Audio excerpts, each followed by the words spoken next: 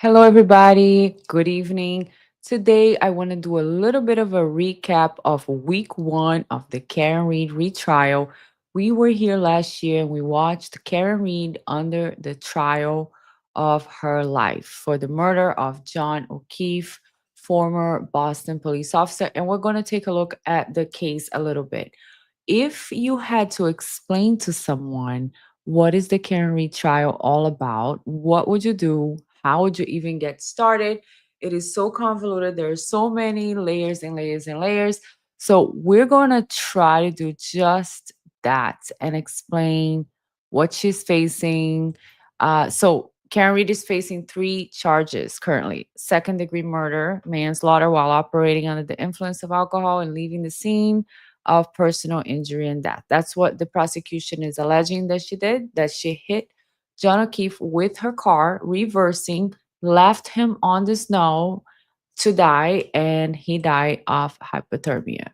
So, who is John O'Keefe? John O'Keefe is a former Boston police officer who is considered by everyone a hero. He was raising his niece and nephew after his sister and her husband both passed away. And John O'Keefe was dating Karen. They used to talk a while ago, and then time passed by. They reconnected through Facebook and they were dating, I think, for like a year or 2 years, maybe. So they were out having drinks, and we're here to try to find out what happened to John O'Keefe, right? So they were out having drinks one night, and all of a sudden, they decided to go from one bar to the second bar. So far, so good. From the second bar, they're drinking with friends, and they decide to go to this friend's house for a nightcap. It's for more drinks. Why not? So let me just put this slide here. They go to the Albert's house. The Alberts were having a birthday party for their son, Brian Albert Jr., and they go to their house. Now, the thing is, these are the Alberts. They're all like a tight knit family, right? We got Julie, we got Nicole, we got Brian Albert, we got Brian Albert Jr., the one with the mustache. It was his birthday. So everybody was like, oh, come over to our house. Our son is having a birthday party. Come over, come over, come over. So far, so good. Most of them were at the bars. So Karen and John proceed to drive to the Alberts' home. The issue is somehow John ends up in the snow and Karen doesn't remember. She wakes up in the middle of the night and she thinks she either left him at the party or that something happened to him, that he was hit by a plow because he would not ever not come home because his daughter was waiting at home. So weird because nobody hears anything in the middle of the night. The Alberts, the ones that I just showed you, the family, they say that John never went into the house. And Karen says she dropped him off at the house around like midnight. So this is the whole controversy of it all because there's two sides, okay? The prosecution side is going to focus on two big things. They're going to focus on a statement that Karen has possibly made to first responders when they find her at the scene. They ask her what happened. She's like, "Oh, I don't know. I think I hit him. Could I have hit him? Maybe I hit him." And also, her taillight was broken. So if you're thinking, "Wow, case closed," right? This is okay. So she says she hit him. Her taillight is broken. Case closed. But unfortunately for the prosecution, they tried to do this last year and they took 8 weeks with 68 witnesses. It took 29 days of trial and they were unable to get a verdict. The verdict was a mistrial because the jury could not have unanimous response. So they are trying again. They are retrying her this year with a new prosecutor, Brennan, and this is what happened this week so far. We had witness one, Timothy Nuttall, who is a paramedic firefighter. He came in mainly to reinforce that Karen Reed said, "I hit him, I hit him, I hit him." Last year he came and she said, I hit him twice. This year there's one more, I hit him. So that is basically his testimony. He is witness number one. So the prosecution is saying, here you go. We got this guy. He's a hero. He's a firefighter. And he's here to tell you guys that she admitted to hitting him. The second witness, this one, Carrie Roberts, is a friend of the victim who passed away. She comes in to testify what happened the day after, oh, in the middle of the night, because she wasn't there in the bars. She was at home, sleeping, having a great time in her bed. And Karen calls her in the middle of the night, frantic, saying, Carrie, I don't know where John is. I don't know if she said, John is dead or something like that. That's what Carrie's testifying to. But the problem is that last year her testimony was very simple, very convincing, and this year she was caught in many inconsistencies. So I don't know how the jury is going to look at that, but the defense attorney during cross examination, Alan Jackson, was able to point out to her that she said things even during the grand jury. They're the cause for Carrie being indicted that were not true. She didn't have personal knowledge of it. She was only repeating what somebody else told her. So then we have the mother of the victim, Mrs. O'Keefe, very emotional testimony, of course, respectable, no cross. I'm so sorry for your loss. Then we got Nicholas Guarino, the Massachusetts State Police, that he's going to come to go over all the text messages that they had, which we're going to take a look at. And then we have this other Canton Fire PD, Daniel Whitley. We're going to take a look at his cross examination. That was very interesting as well. Then we have these two ladies that are just there to talk about the waterfall, the bar, and the McCarthy bar, the cameras, that they have cameras and they turned everything they had to the police. Then we have witness number 8, Michael Camarano, who was a friend of the victim as well, Mr. O'Keefe. So, day one, we had Timothy Nuttall, the firefighter, testify. And I would just suggest you guys go on the channel and go to playlist Karen Reed Retrial and watch the whole video, because I cover his whole testimony, the body language, the behavioral analysis, the how he was just having different mannerisms and how he was nervous, especially when he was talking about the phrase, I hit him, I hit him, I hit him. He would like cough, close his eyes, and do all these body language things when he was right after that statement. We also, so this is basically, these are the people that are going to suggest that Karen said something to the effect of, I hit him or this is my fault. But these guys haven't testified yet. Then the second one I wanted to show you was Carrie Roberts, which I also made a video for her. So check out this video for Carrie Roberts. We're going to point out 8 lies, inconsistencies, and omissions that she was caught during her testimony. And that's a whole video as well on the channel under Karen Reed Retrial. So check that out. Make sure to leave your comment to tell us what you think, so that we can, make conversation and know how people are feeling. Because there are people that have never watched this trial that don't know anything about it. There are people that are very, very passionate about one side or the other. And at the same time, we're watching a very different trial. So we should try our best to have like a new perspective. Let's see this trial from the beginning. But before we see this trial from the beginning, I'm trying to explain what this trial is to somebody who has never, ever heard of Karen Reed or John O'Keefe. So we already got to the point where the prosecution has the I hit him statement. There's a broken tail light. So we said case closed, right? That's all we needed? No. Hold on. Then we have the investigation. These guys are all part of the investigation. And that's where it gets really, really bad. Okay. I'm going to start with Brian Albert all the way at the right, the top right hand side right there. This guy staring at the defendant right there with the look on his face that it scares anybody. And Brian Albert is the owner of the house where John O'Keefe was found. His body was found there at around 5 a.m., I believe. And Brian Albert is police officer, so he's a trained EMT and everything. And he never got out of the house. Isn't that a little strange? Let's say something happens, God forbid, you were in front of your brother-in-law. He's married to your sister. You were in front of his house. You were at his lawn with the body, okay? what are you gonna do? Are you gonna call 911 and wait, or are you gonna go in the house and knock and be like, "Hey, Brian, there's somebody here. John is here." They all knew him, but no, he never got out of the house. So that's very suspicious. The defense has a theory that Brian Albert is involved somehow. Okay, somehow they have different theories that either there was a fight, John came in, Karen left, there was a fight, or the dog bit him, or something happened, and they are just hiding. They are hiding for each other because they're all very connected cops in Canton, Massachusetts. Okay, so let's see if that has any validation at all.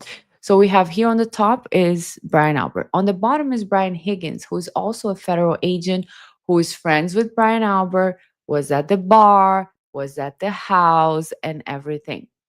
Why is Brian Higgins here? Well, Brian Higgins has text messages with the defendant. He was flirting with her a few weeks before the incident. So it becomes a little weird, okay?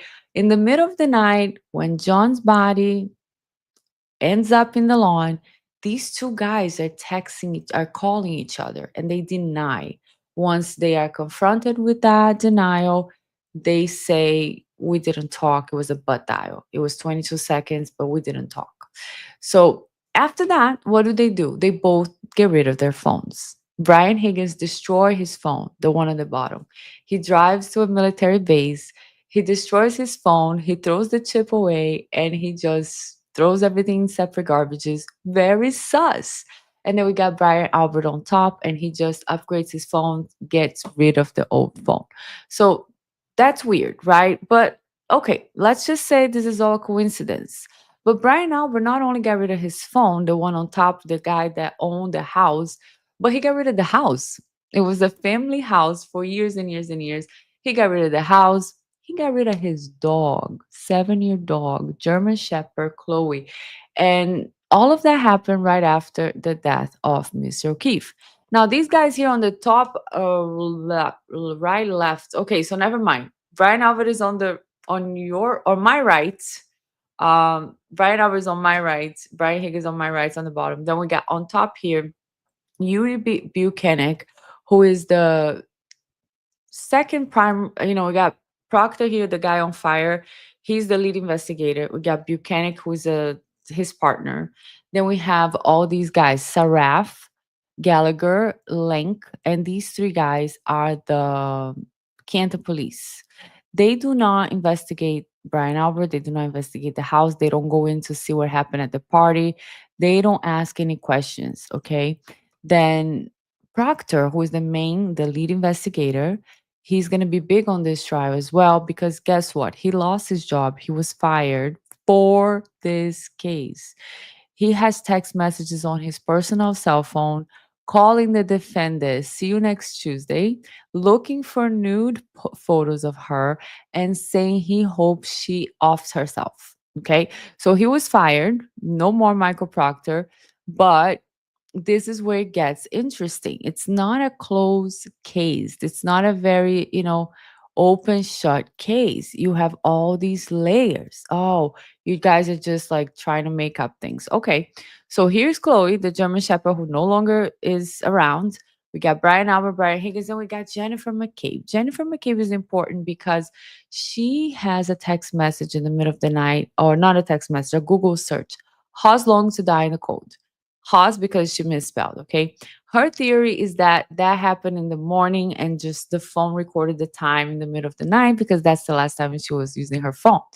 The defense is saying no, she was in on it with her brother in law, Brian Albert. Something awful happened to John O'Keefe, and they all decided to cover up for one another. They're very tight, very close people. And this is her sister's husband, okay, that lives and owns that house. So that they were doing something to the body to try to cover it up, and how long very weird, very suspicious text message. So then we're going to have also in the investigation something that they did is they used solo cups to collect blood that was in the snow. They used a lot of like different unconventional techniques of investigation that makes this investigation very, very week. We're going to have Dr. Russell that came in last year to testify about Chloe, Chloe the dog, and how Mr. O'Keefe had several injuries to his forearm that are consistent with dog bites. She's a professional expert in dog bites. And then we also have Crash Daddy. Crash Daddy is an engineer, and we're going to have two of engineers. Last year, they were hired by the FBI to investigate this case. This year, they're being hired by the defense. And last year, he built a cannon to to just recreate the accident and see if it is possible for Mr. John O'Keefe's injuries to be consistent with a car accident. And he says no. So at the same time, the defense is saying this year there was no car collusion. There is no collusion. So there is no way that this happened, that my client hit him because there was no car, that the car didn't kill him. Something else killed him. And the prosecution is saying, she said I hit him, her tail light was broken, case closed. So let's take a look a little bit at the prosecution's opening statement and see how did they start. What do you guys think? At 6:04 a.m. on January 29, 2022, the alarm bell sounded in the Canton Fire Department. Firefighter paramedic Timothy Nuttall knew what that meant. His heart skipped a beat, he raced to his equipment, and he picked up his bag, which was meticulous. There was a sign and a signal, and then there was a voice commanding that there was cardiac arrest. The most serious of calls for a firefighter paramedic, that means that a person's heart has stopped. He didn't know who it was, he didn't know where it was, he took his bag, he had just gotten to the station, and he rushed to the ambulance. He was one of the most senior paramedics that morning. Another paramedic, Anthony Flamati, would be running this mission. He jumped in the back of the ambulance, the door shut, and they headed off to 34th Fairview Road. As they drove, firefighter Nuttall could not see anything. He couldn't hear anything other than the engine of the ambulance. He could feel it sliding across the road. It was near blizzard conditions. He calmed himself, he steadied himself. This is what the firefighters and paramedics are trained to do, to focus. And he focused on his task. He looked around the back of the ambulance to make sure all the tools were in place. The ambulance was meticulous as well. This was Anthony Flamati's ambulance, and it was well stocked. He calmed himself, and he thought about what was going to happen. What should he be looking for? What is his next steps? He played the scenarios through his mind, and every calm was about him. Okay. So I thought his opening statement started kind of like a book that I'm reading, right? His heart skipped a beat, and then he checked this, and then he did that. And I was like, all right, not very impactful in my opinion, but I understand. Let's see his main point. So I'm going to share this other tab instead. Done that night, that she hit John O'Keefe. Now, those words didn't mean anything to firefighter Nuttall. They weren't in context. They didn't reconcile with the injuries. It didn't help him in his treatment, so he ignored it. Now, firefighter Nuttall is not a police officer. He is not an investigator. He is not a detective. He's a first responder. And so here is his first point. His first point is that the defendant told the firefighter, the first firefighter at the scene, I hit him, I hit him, I hit him. And that didn't matter to the firefighter, that it didn't matter. He's not an investigator. He didn't have to write it on his report, which he didn't. He didn't care that it was a car accident. It didn't matter to him. That's what the prosecutor is saying here, which is false, because of course the firefighter, the EMT, the doctor, they want to know what happened. If there's glass, if there was a car crash, there's glass in his body, what kind of injuries might he have? It is relevant, and Brennan is trying to make it irrelevant. Information, it was useless to him. He continues to work on John O'Keefe, trying to save his life. You'll see the team put him on a stretcher, and when they lift him from the ground, even though there is What? It's frozen. Number 4. Hit him. Oh my God, I hit him. And then she was interviewed or asked questions for background information, not a criminal investigation, just background to try to help John. And she was asked questions about his background. And during that conversation, you won't hear, see the defendant was a person by the name of Jen McCabe and a firefighter McLaughlin. And she tells Fire McLaughlin, the third first responder, I hit him. They bring Mr. O'Keefe to Good Samaritan Hospital. And Okay, so I'm going to fast forward here a little bit. So that was his first point. He wants to emphasize that the defendant said, I hit him. Here, I believe he's going to talk he about decided they would meet how many drinks she had. at a bar called McCarthy's. Now, McCarthy's is a local bar, a blizzard is pending. Hi, People are getting Patty. together in Good a evening. celebratory mood. They Impromptu. go to I'm trying McCarthy's, to they record see a this video as a with live. Good to and see you will you. watch both Mr. O'Keefe, friends, and the defendant drinking alcohol. And you will count There you go. 8 vodka drinks that the defendant drank. They arrive at 8:50, they stay till 9:45. She consumed at least 7 of those drinks in less than 2 hours. The So last that's drink, his second point. His first point is that the defendant said, I hit him. Okay. His second point is that the defendant had 8 vodka drinks. Then we're going to fast forward a little bit here from his opening statement, where he is talking about the cell phone data. and they spend some time together, they're drinking, and they all do a shot. So that will be at least the 8th drink within 3 hours that you consume. You will see from the data, not just the cell phone data, but there's some other very important data. And the other piece of data that goes hand in glove with the cell phone is information on the defendant's Lexus vehicle chips.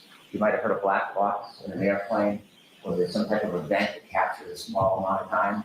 Well, that was captured in the defendant's Lexus. That black box information with the cell phone data will tell you everything you need to know in this case. That will bring us step by step through the entire night to the death of John O'Keefe. Okay. So I'm going to fast forward a little bit. So that was his third point, was the cell phone data. Now we're going to go to the part where I believe he's going to say that his cell phone was not No. moving. And while they're waiting outside, 12:27, John gets a text from Jen McCabe, park behind us in the driveway. 12:29, text again, are you coming in? You'll hear that Jen McCabe and others look out the window and see the defendant's Lexus in front of the flagpole at the far end. It's snowy, it's dark, it's windy, they're waiting. You will know that John O'Keefe was in that car, that Lexus, and didn't move because his healthcare data is not moving. It's not moving until 12:31:56. At 12:31:56, he begins to move. You will have 20 seconds before he falls. 20 seconds.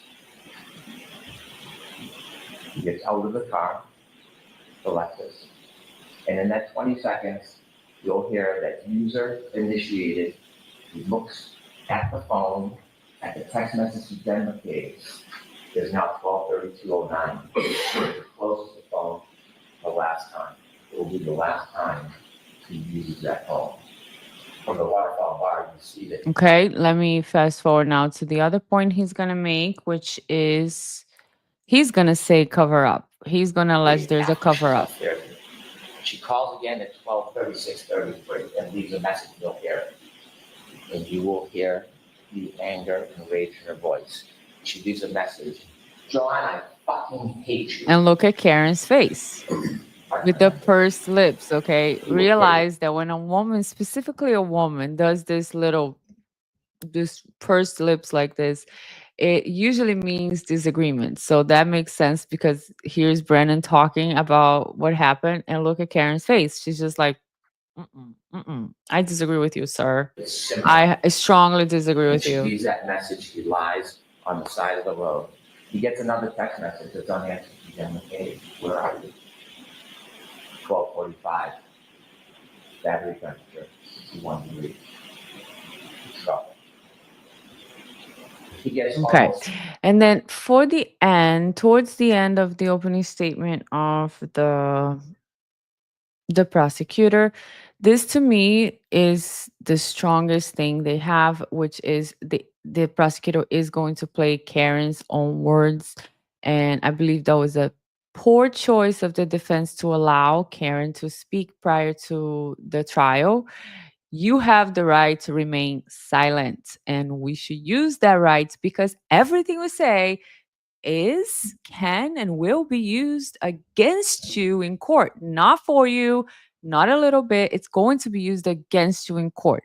So, this is the perfect example. He's going to go over the charges and then he's going to play her video. Or I will start doing the law. I'm not going to trample in that area, but I can tell you clearly, we are not going to try to prove that Karen Reed tried to kill John O'Keefe. We're not going to try to prove to you that she intended or wanted him dead. That's not second-degree murder. What we'll prove to you is she engaged in an intentional act, driving back at him at that speed in the storm, in the darkness, knowing that he had just gotten out of her Lexus. She intended that act would cause the plain and strong likelihood of death. That's what will prove to you second-degree murder. Also, operating under the influence of alcohol, manslaughter will prove to you that she drove her Lexus recklessly. She hit John O'Keefe, and because she hit him and he fell back, she caused his death. The third charge is leaving the scene after knowingly causing death. Again, she hit Mr. O'Keefe with a car. She knew he was injured. She left him behind. And he died. That's the whole group. This case will come down to the science and the data. The science and the data, the cell phone is the best of historians. It doesn't suffer from intoxication. It doesn't suffer from memory loss. It doesn't suffer from emotion, pride, or prejudice. It is facts. It is data. And that facts and data will lead you to the truth in this case. But after Ms. Reed was charged, she began what you'll learn as a campaign to make public statements. 2020, Nightline, Fox 25, a documentary.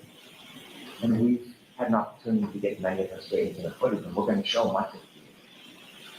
And her statements to you will confirm what you already know from the science and the data, what you will already conclude from the facts independent about what she did that night. Her word will simply confirm that your judgment is sound. And you're going to hear from her own lips in many of her statements, her admissions to extraordinary intoxications, her admissions to driving the Lexus, her admissions to being angry at John that night. And I dare say her admissions that she told Let me pause here just so I can read Patty's comments here because I think they're very valid. I mean, Karen, with her media interviews, admits to drinking about 6 drinks. I wish she never did those interviews. Yeah, I don't know if Karen was being gullible, if she was just being like, let me just tell the truth. Everybody was drinking there. This is what happened. I got a drink. It was very light. So I asked for a shot so that the drink could be stronger. But she's on trial for murder. She's on trial for murder. DUI is one of her charges. And going on camera to just say, yes, I had 2 shots of this, 2 shots of that, 2 shots of that, they counted twice. It doesn't matter. Just don't admit to anything. Allow the trial to happen, allow the evidence to come in because that could be the strongest evidence they have against you. She also admits to saying I hit him, but it's not sure if it was as many times as other people said. Oh, Karen.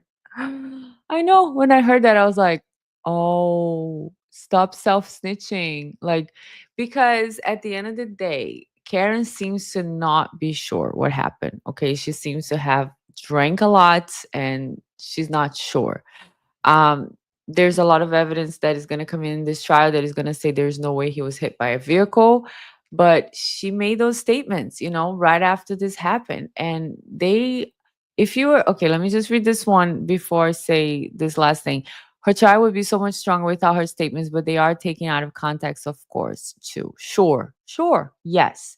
But, okay, going back to the behavioral aspect, the psychology of people, this jury supposedly doesn't know anything about the trial. Okay.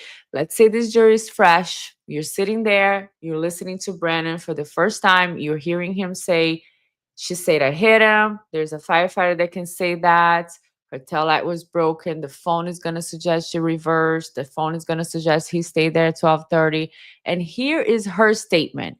And let's see how a jury that does not know anything about this case would listen to this statement. Flip one, you're gonna hear the first of the statements that she made after she was charged. Here we go. I mean, I didn't think I hit him, but could I have clipped him? Could I have tagged him in the knee? Could I have clipped him? I didn't think I hit him, but could I have clipped him? Could I have tagged him in the knee And incapacitated him. He didn't look mortally wounded as far as I could see. So, could I have incapacitated him?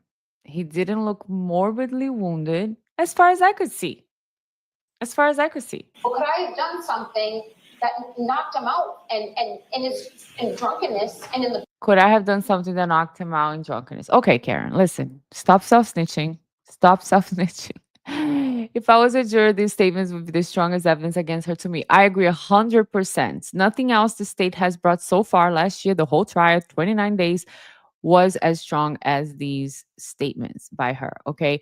And maybe she's confused and she's having these questions to herself. So go talk to a friend, go talk to your attorney. Don't go on Dateline and say, I don't know if I hit him, but maybe I capped him in the knee, incapacitated him, but he wasn't like morbidly wounded. Like, no. cold didn't come to again. And this would have been the moment you dropped him off at the party. Yeah, would have had to. Terrible look. I don't care what anybody says. I know we're very pro defense overall. We don't like how the investigation was. The whole investigation was terrible. I am hoping that she's okay, but that was the biggest mistake the defense made, in my opinion. So now I want to go to Alan Jackson's opening statement. This is the defense, and we're going to hear a little bit about the defense's opening statement. This will show that. The evidence will show that. The data will show that. The science will show that. And the experts will tell you that. Crash Daddy will tell you that. You'll learn that the Commonwealth has pinned its entire case on a brazen and a flawed assertion that is untethered, unconnected to the facts and to the evidence. And their assertion is contrary to science. Because at the end of the day, folks, there was no collision with John O'Keefe. So how did we end up here? Yes. How did Karen Reed end up sitting in that chair on trial for an event that literally never happened? Well, the evidence is going to explain it. And it can be summed up in the following text message at the very beginning of this investigation. A text message of a now fired Massachusetts State Police officer Disgraced. named Michael Proctor. He was the lead investigator on this case. And he was talking about a fellow officer, a fellow cop who owned the property where John O'Keefe's body was found. Text message with a buddy. Question, is the homeowner going to catch any shit? Answer, nope. He's a Boston cop too. That quote defines the lack of integrity of the Commonwealth's entire case, its entire investigation, and this prosecution. During the course of this trial, you'll learn much more about Mr. Proctor, why he said that, and what it really means. So if you're new to this trial, because tonight I was talking to a friend and she didn't know anything about this trial, and I was trying to explain. So for example, if you're new to this trial, you should know Crash Daddy is an engineer that came to testify on behalf of the defense last year. Well, they weren't hired by the defense, but they came to say there was no collusion. There was no way that his death was a result of a car collusion. And then Auntie Bev, for those who are new, is the nickname the judge has. Her name is Beverly Canoni, and there was a pre-trial motion from last year's trial, so like a year ago or 2 years ago, where somebody said that she was connected to the people involved in this case because there was a text message, somebody calling her Auntie Bev. So this is the name we give to her nowadays. So just in case you don't know who what anything means, this is Crash Daddy and this is Auntie Beth. Okay, let's keep going here on Alan Jackson's opening statement. What you'll see and hear in this courtroom in the coming weeks is not just a story of a tragic loss. And make no mistake, John It is O'Keefe's a death tragic is loss. Yes. and was a tragic and tragic loss. But the story you'll hear is about an investigation that was riddled with errors from the beginning, Sure. a rush to judgment, conflicted, and corrupted from the start. Corrupted by bias, corrupted by incompetence, and corrupted by deceit. So here's my opinion. Okay, I love Alan Jackson, of course, my fave. I love Yannetti too, but I love Alan Jackson. Now, if I was the jury, okay, and I'm listening to the prosecutor talk, and then they put that video of Karen. If I was the defense, I think the first thing I would address is the video. I would say, "Oh, great. He just showed you guys this video. Well, let me tell you, it's completely out of context. This is not what happened, even though the video is the video, right?" So I would just address that first because I know Alan Jackson's going to address it towards the end of his opening statement, but I would just try to address it first. But, anyways, let's go, Alan. Finally, it was corrupted by a deliberate effort to avoid and to cover up the very truth that you are seeking. You'll find when you hear the evidence that the Commonwealth's case is the literal definition of reasonable doubt. They won't be able to talk their way out of it. They won't be able to explain their way out of it. They won't be able to excuse their way out of it. And they can't meet their extreme burden of proof, which the court will tell you is beyond any and all reasonable doubt and to a moral certainty. Members of the jury, Karen Reed found John O'Keefe dead on the front lawn of Boston police officer Brian Albert at 6 a.m. on January 29th, 2022. Picture the scene. Blood-curdling screams, ambulances, emergency lights on, fire engines, ladder trucks, paramedics, patrol vehicles, patrol cruisers, police officers, first responders, firefighters, all swarming all over Brian Albert's lawn, literally feet under his bedroom window. Yet Brian Albert, a sworn peace officer, a first responder Never himself, came out of the house. never came outside. That's insane. That's just Never went insane. outside to see what the chaos was about. Never went outside to see if he could assist a man in need. Never walked outside his house to see if he could help a fallen fellow officer on his own front lawn.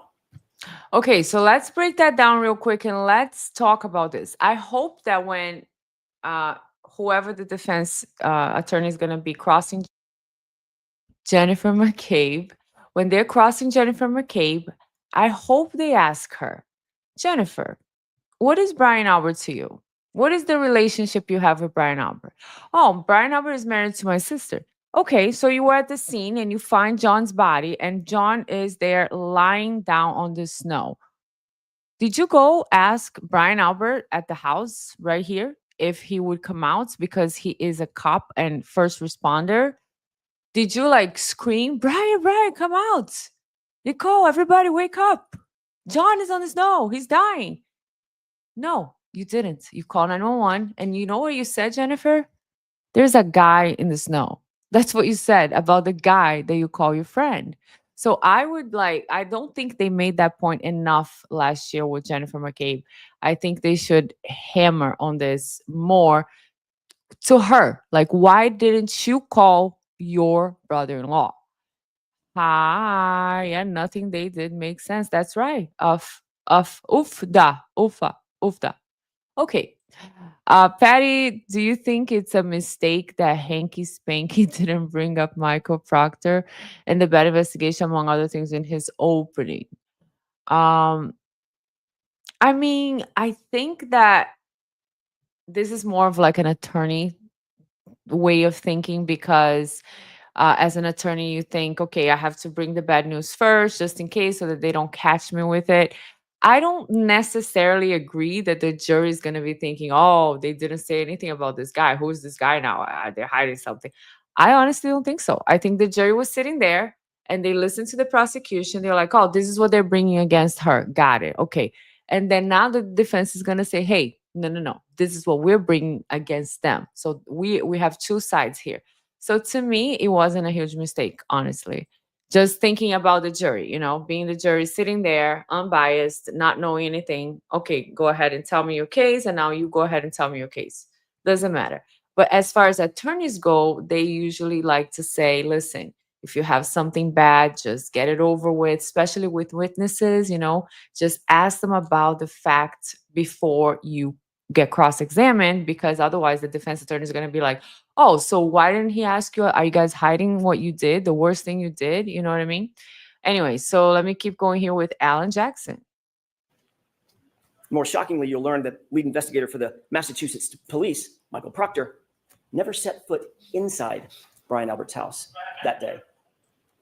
Never engaged in any investigation inside that house that day, even though a party with much alcohol had just occurred in that house, and even though a Boston police officer was found dead or dying just mere feet from the front door on that lawn.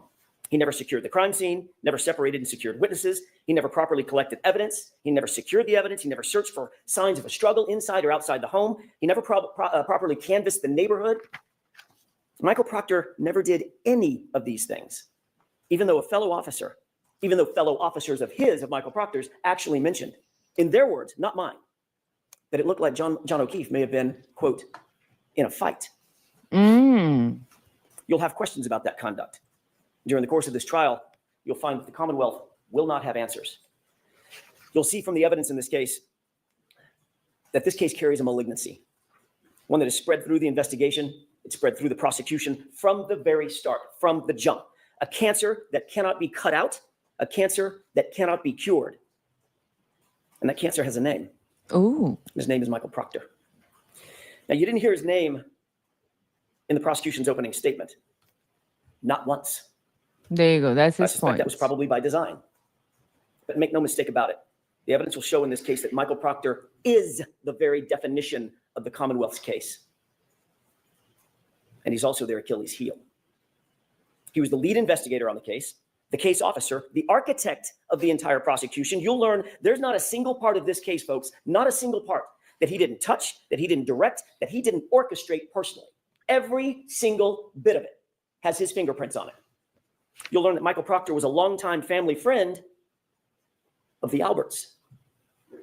And he's been disgraced by his own agency, not by us, by Massachusetts State Police.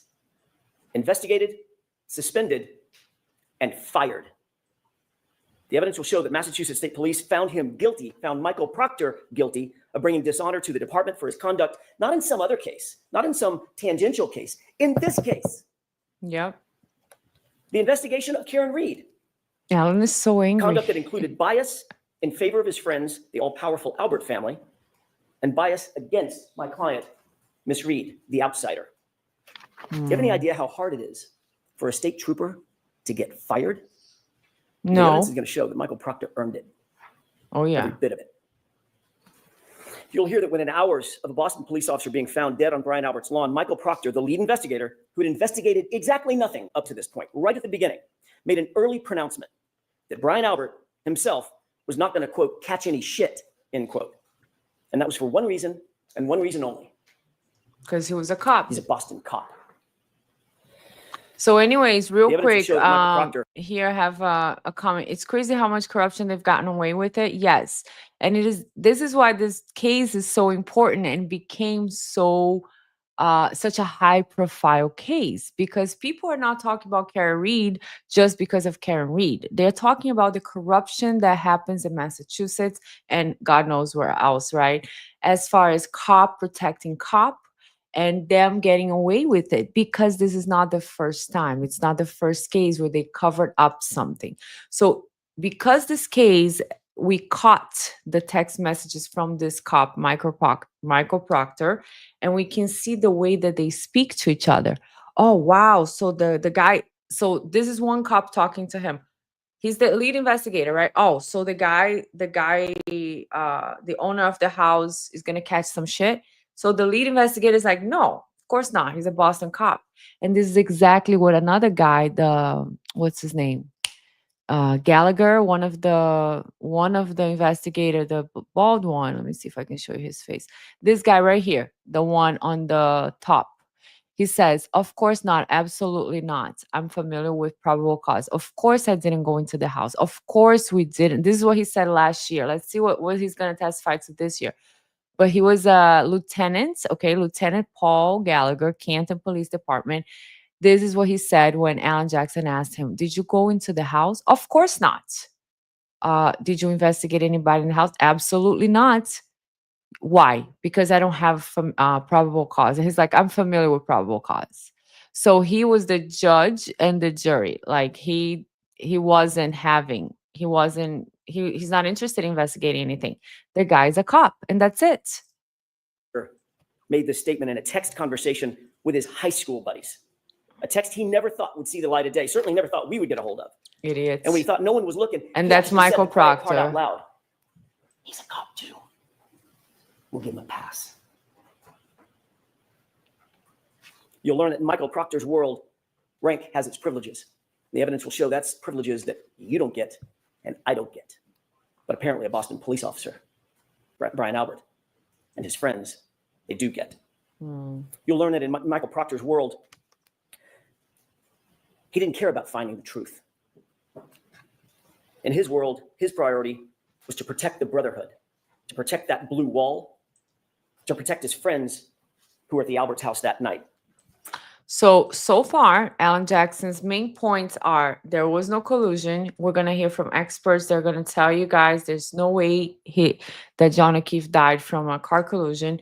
He's focusing on Michael Proctor and his corruption. And I also want to show you guys, if you haven't watched any of the videos from last year, here, when you go to the channel, Bianca MMM, and you go to the playlist, Karen Reed, you're going to have like videos on Michael Proctor, like see this one, Michael Proctor body language.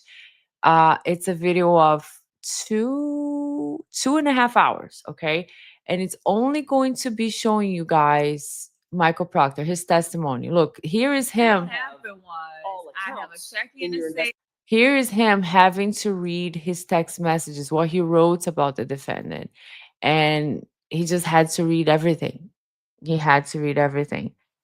So if you haven't watched these videos yet, these are really good because 2.5 hours, we cover every single thing he testified about. We also have the one about the McAlberts, everybody from the McAlbert family and what they testified last year, how they testified last year. We're going to do this again, of course, right? But just so you guys see, it's a whole thing, right? This is Brian Albert. Where's Brian Albert? Oh, Brian Albert, I think we have a whole video for him too. So if you haven't seen these, like they are really good for you to get an idea of this trial because there is so much that we wouldn't be able to put everything here on a recap. The investigation is one that I really like too. I can't find it right now. But anyway, so yeah, check that out because it's very, very interesting to see. Now, I'm going to go ahead and go towards the end of Alan Jackson's opening here. Let's see how he ends it.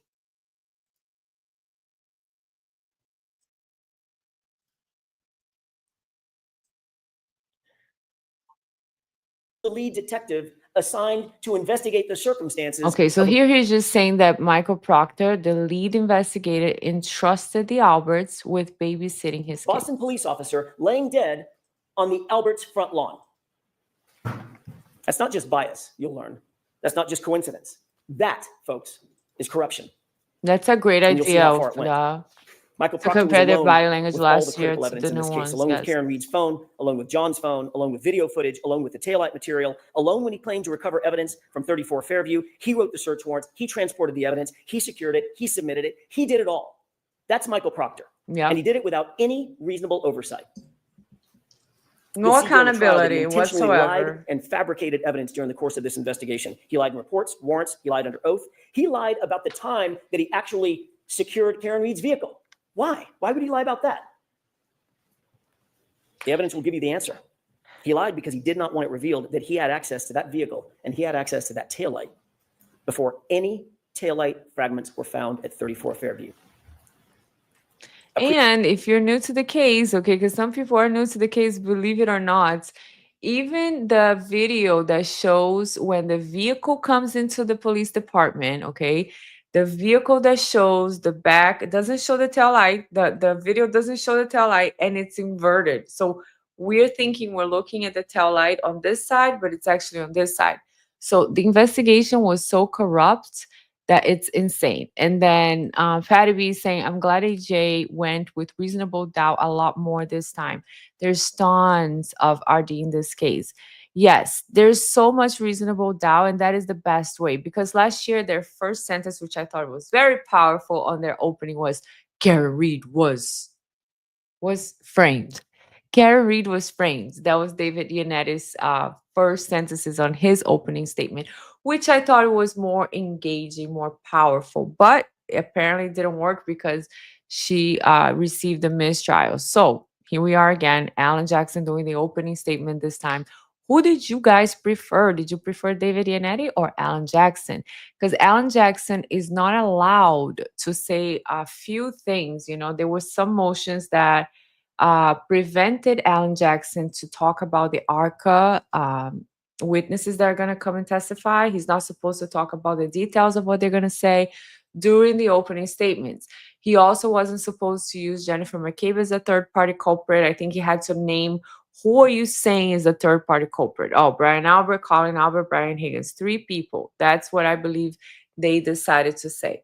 So they're not being allowed to say as many things as they said last year. So let's watch the end here. I'm sorry, Alan, for this pause. Appreciate that.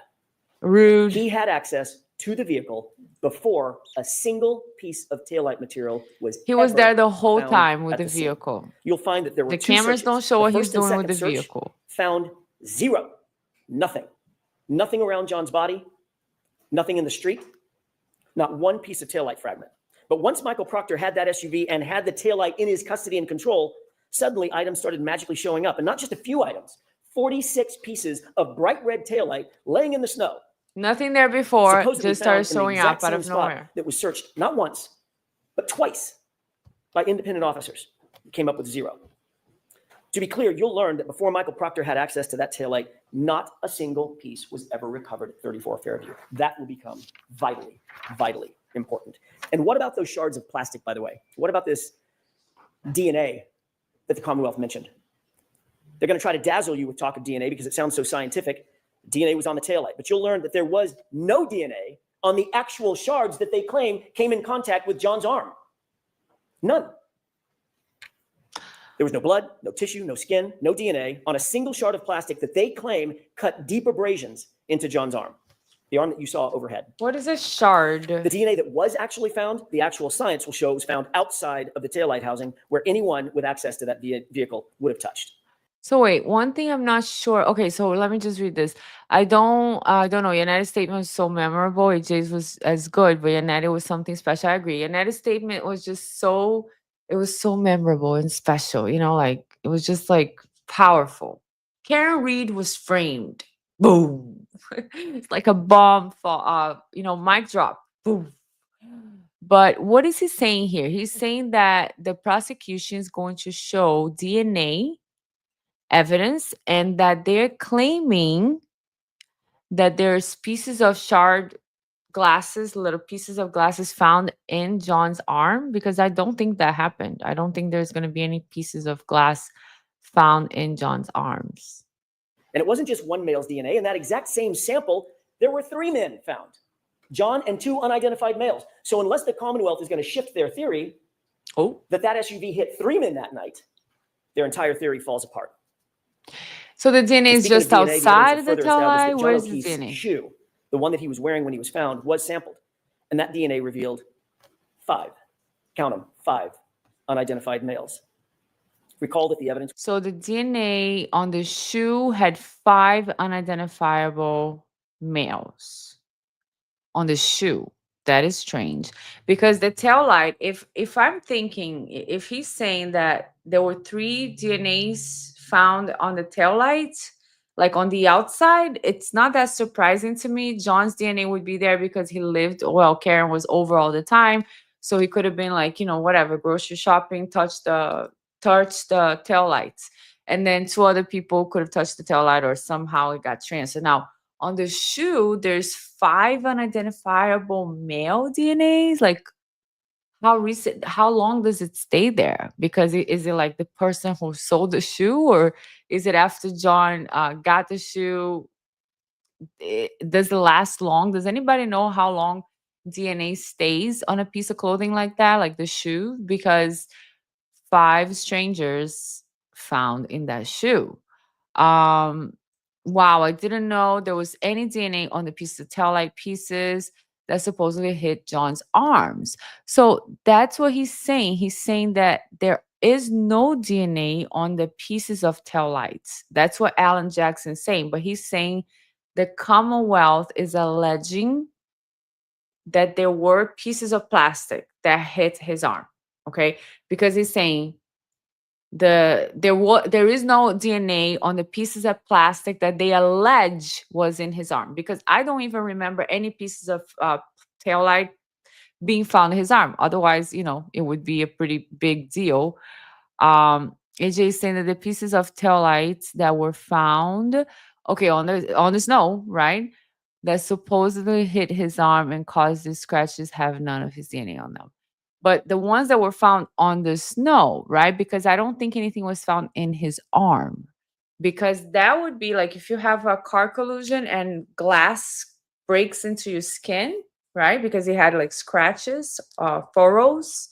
So there should be some glass in there, right? Little pieces of glass, but nothing was found in his arm. So I think the ones that you got everybody's talking about here are the pieces of tail light found in the snow, I think. So let's go back to Alan Jackson. Will establish independently that John was injured someplace warmer and had to be moved onto that lawn. Wow. 5 unidentified males touching that shoe.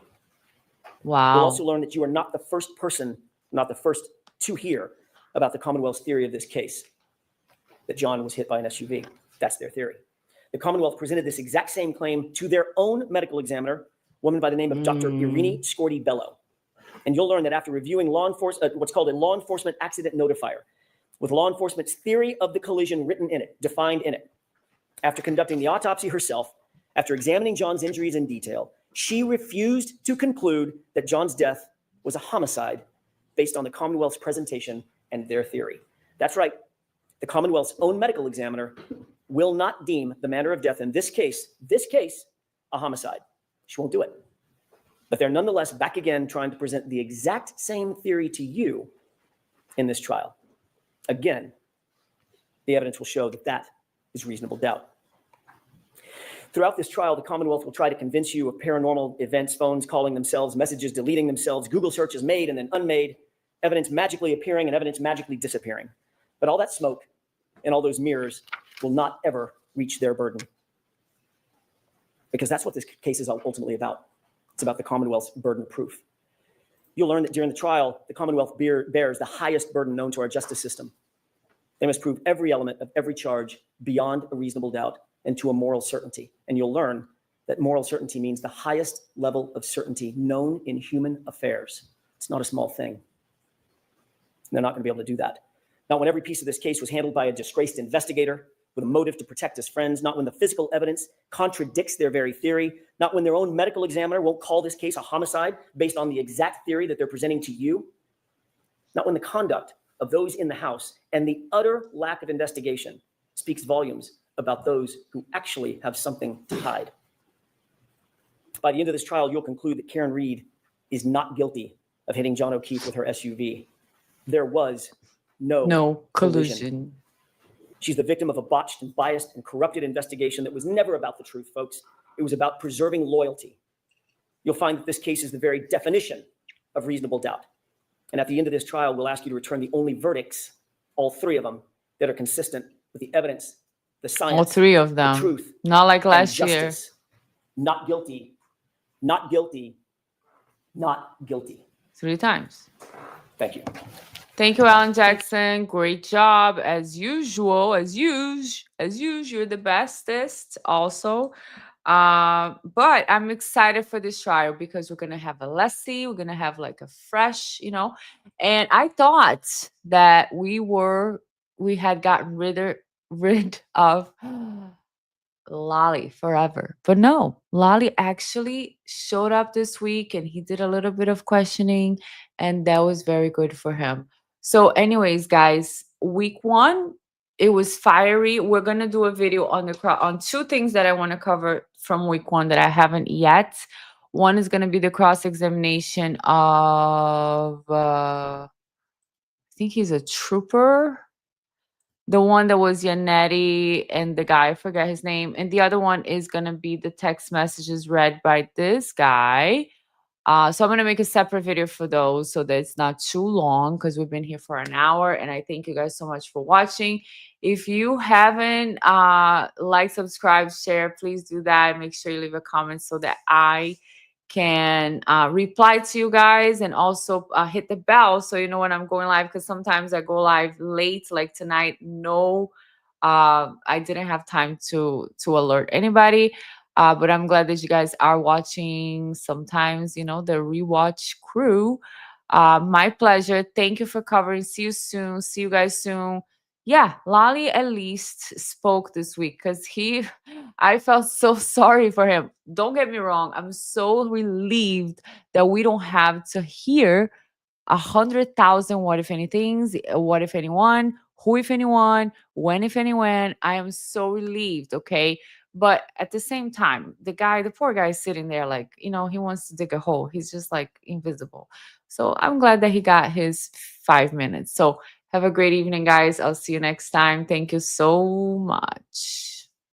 Thank you for watching, guys. Bianca MMM, your go-to place for mind meditation and motivation to elevate your life and keep you entertained. I'm passionate about exploring the human mind and psychology, and here we dive into court proceedings, body language analysis, and sprinkle in a bit of humor along the way.